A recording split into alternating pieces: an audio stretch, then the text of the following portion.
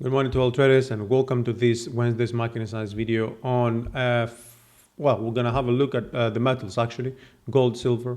We're going to have also a look at the energies, oil and natural gas.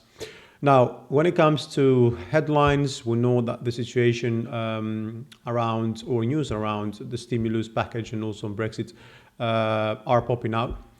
We don't see any progress. It's true that some people might have seen the fiscal package approved by Trump and also proposed by Mnuchin as a positive piece of information. However, there is a lot of disconnect when it comes to how much of that money, which is $916 billion, if not mistaken, is going to be dedicated for unemployed, people, which is, I think, 4 or 5 times smaller the amount that the Democrats are seen as reasonable.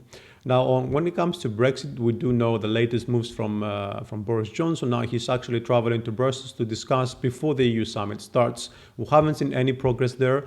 For that, I think the pound is going to remain volatile, perhaps even fall. But I'm not going to focus on this. What I want to take from those two events is that that there has been no progress, right? And this is helping the safe haven rise. At the same time, we do recall seeing, of course, an increase in risk appetite, right? This is because on the positive news around the vaccination, but certain assets are supported and some other assets are not, okay? And one of those assets that is not supported is the oil. This is because, of course, we have had the oil demand outlook weakening, particularly from China. And at the same time, we also have the API report delivering poor numbers. Okay, today we expect the EIA. This is likely to move the oil markets. However, I don't think we're going to see something big coming in either the metals or in the oil markets unless or until we see some clarity on Brexit and also on the fiscal stimulus. Okay, so on the two, here's where I'm stand. We need to see this the fiscal stimulus coming through. Okay, otherwise we're not going to see really big moves. And on the Brexit side, the deadline was today. Okay, and there is no agreement yet. We still have 2 weeks, of course, until the end of the year. But well, as the time nears, then risk appetite is likely to deteriorate and the demand for safe havens is likely to increase. Okay, do not forget also that all the while cases in the US, hospitalizations and also deaths are increasing, and this is rising the risk of some of the businesses in some states going on a shutdown again. Okay, which is going, of course, to affect demand for retail, for consumer, and obviously affect businesses, the dollar, and make the need of a stimulus even bigger than it is currently as we speak. Now, I want to start with gold. Wave 4, and we said that we're going higher from here. It's exactly what's happening. I'm still expecting the 2074 high that we reached on August to be broken this time. Okay, now it looks like we've got a 5-wave move on the upside here in the short term, and that's suggesting that we're going to see a decline down to 1819 or so, anywhere actually, just to make sure that we've done the ABC correction over here, and from there we're going to head higher, and this is most likely going to be a multi-structural move to the upside in wave 3, right?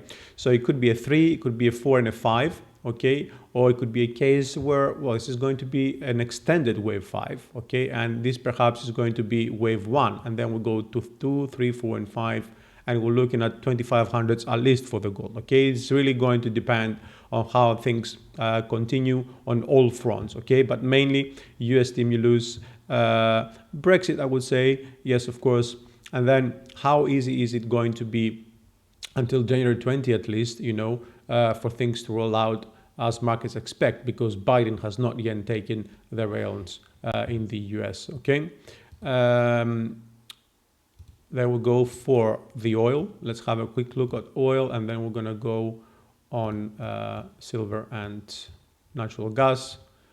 Oil, again, as expected, B and C, right? And we said we want 1, 2, 3, 4, and 5.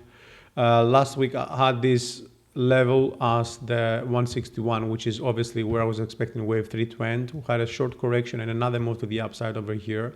That worked quite well because we can now call this a minute degree move to the upside with 1 and 2 being here, which what I mean actually means is that this now looks more like a 5-wave move on the upside in wave 3 than it used to do, than it did last week. And that is a good indication because I'm now expecting another move to the downside, okay, supported by both indicators here to take out wave 4. I think 42.68 is a good level, actually 43 I would say. Perhaps below, above wave 1 would be a good idea. And then continue on the upside, perhaps to even go near the 50 level, okay? Now a quick look in the silver markets. Silver, we also talked about silver moving higher. We had 1, 2, 3, 4, and 5.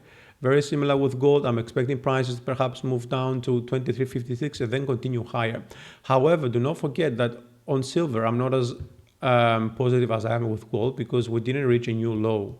Okay, Y is above W, which means most likely we're going to see prices returning back lower to take out the 20 or actually to create a fresh low below W and then take wave 2. Okay, and from there we can start looking for prices to move higher. This is also supported by a double signal on the RSI on the MACD, okay, which is a good indication that indeed we might see that coming into effect. Now, what this means for this particular pattern, here's what I think: W, X, and Y over here, right? I think though we're going to see an A, B, and a C for X, which is going to be a flat, and then we're going to see a Y. So what I'm actually pretty much saying that WX is going to be here, and this is becoming a flat, but it's going to be 1, 2, 3, 4, and 5 over here. So I'm expecting prices to go up to the 25, 26 max, and then start moving lower. Okay, and last, natural gas. We also talked about this opportunity last week. I was talking about this becoming an ABC, this wave 4, and then a move to the upside, or we do indeed continue moving lower if we don't cross above the 2.9, and this is exactly what happened. So I'm calling this a W, X, and Y. 1, 2, 3, 4, and I'm expecting another move to the downside to the 2.2, not below. If we break below this, then most likely we're going to revisit the 1.78. Okay, and obviously this is not going to be an impulse to the upside. It's going to be a completely different scenario over here, with wave A probably being up here and wave B coming down here. Okay, so this will be all for the day. Thank you for watching. We'll speak again tomorrow.